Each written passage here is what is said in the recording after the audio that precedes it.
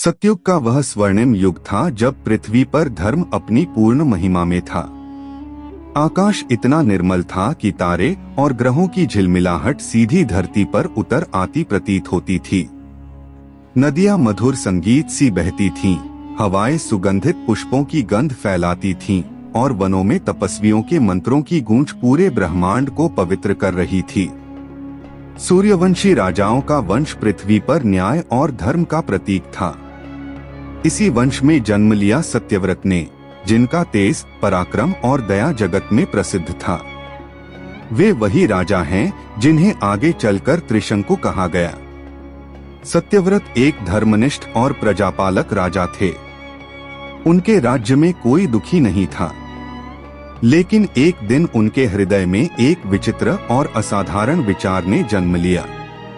क्या केवल आत्मा ही स्वर्ग की अधिकारी है?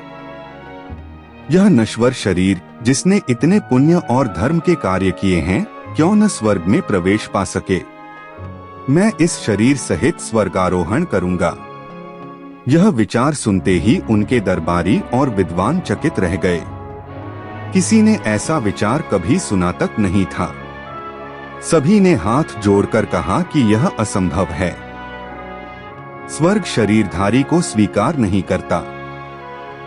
यह सृष्टि के नियमों के विरुद्ध है। सत्यव्रत ने शांत और दृढ़ स्वर में उत्तर दिया, यदि यह सृष्टि का नियम है तो मैं उसे बदलवाऊंगा। यदि देवता मार्ग रोकेंगे तो मैं अपनी तप शक्ति से स्वर्ग का द्वार खोलूंगा। राजा का यह संकल्प उनके मंत्रियों और ऋषियों को अभिमानपूर्ण लगा, पर सत्यव्रत के चेहरे पर कोई अहंकार नहीं था, बस एक अद्भुत दृढ़ता थी।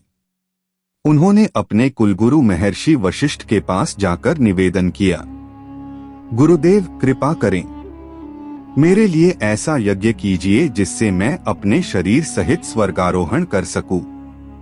वशिष्ठ ने गंभीर दृष्टि से राजा की ओर देखा।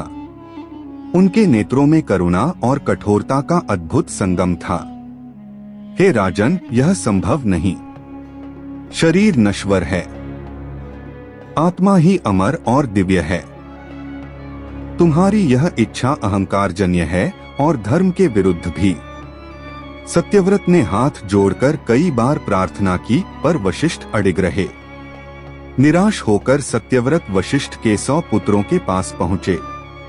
उन्होंने सोचा कि शायद वे अपने पिता की तुलना में सहृदय होंगे। हे ऋषियों, कृपा कर मेरे लिए यज्ञ करें। मैं केवल अपने संकल्प को पूर्ण करना चाहता हूँ। वशिष्ठ पुत्रों को यह आग्रह अपमानजनक लगा। उन्होंने इसे अपने पिता का तिरस्कार माना। उनके मुखमंडल पर क्रोध की ज्वाला भभक उठी। हे सत्यव्रत, तू चांडाल रूप में परिवर्तित हो जाएगा। तेरा यह शरीर मलिन और अपवित्र होगा। शाप के प्रभाव से सत्यव्रत का तेजस्वी शरीर तत्काल मलिन पड़ गया। उनकी त्वचा काली हो गई, वस्त्र फट गए और शरीर से दुर्गंध आने लगी। महल के लोग भी उनसे दूर भागने लगे। सत्यव्रत अब त्रिशंकु बन चुके थे, एक ऐसा राजा जो न तो राजसी रहा और न ही साधारण। अपमान और पीड़ा से घायल त्रिशंकु वन की ओर निकल पड़े। उनका हृदय भारी था, लेकिन संकल्प अडिग। वन में भटकते भटकते एक दिन वह महातपस्वी महर्षि विश्वामित्र के आश्रम में पहुंचे। त्रिशंकु ने उनके चरणों में गिरकर कातर स्वर में कहा, हे महर्षि, मैं शापित और अपवित्र हूँ। मेरे कुलगुरु और उनके पुत्रों ने मुझे त्याग दिया। कृपा कर मेरी सहायता करें। मुझे शरीर सहित स्वर्ग भेज दीजिए। विश्वामित्र ने त्रिशंकु की दशा देखी और उनके हृदय में करुणा जाग उठी। उन्होंने उसकी आंखों में संकल्प की ज्वाला देखी, जो अपमान के बावजूद बुझी नहीं थी। हे राजन, चिंता न करें। मैं अपने तपोबल से तुम्हारे लिए स्वर्ग का द्वार खोलूंगा। तुम्हारा यह संकल्प पूर्ण होगा। विश्वामित्र ने यज्ञ आरंभ किया। आकाश मंत्रों की ध्वनि से गूंज उठा।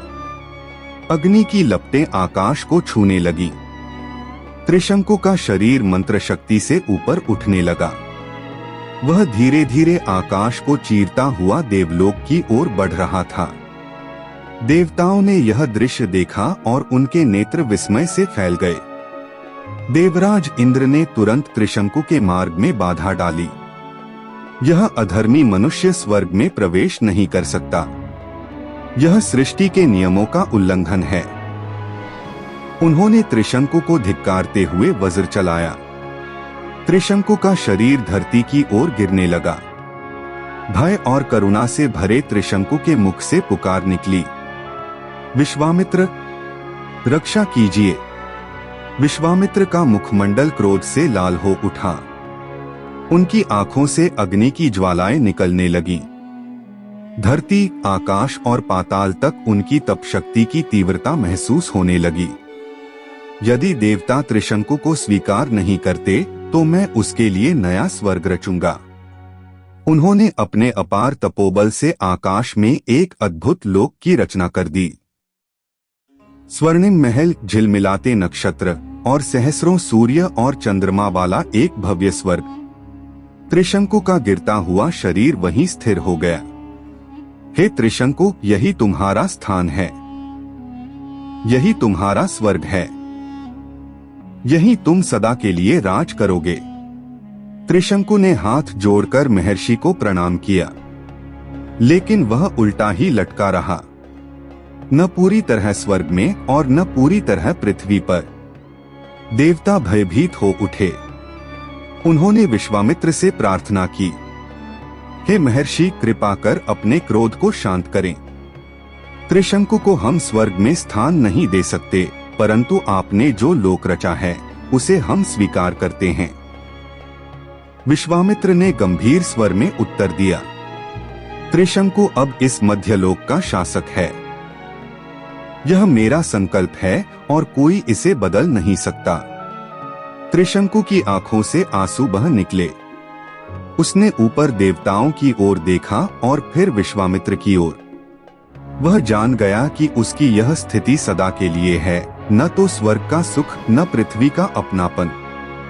आज भी आकाश में जो नक्षत्र उल्टा लटकता प्रतीत होता है, वही त्रिशंकु है, अपने संकल्प और ऋषि के तप का सजीव प्रमाण। यह कथा हमें सिखाती है कि तप और संकल्प की शक्ति से असंभव भी संभव हो सकता है, परंतु अहंकार विनाश का कारण बनता है और ऋषियों की तप शक्ति सृष्टि की दिशा तक बदल सकती है।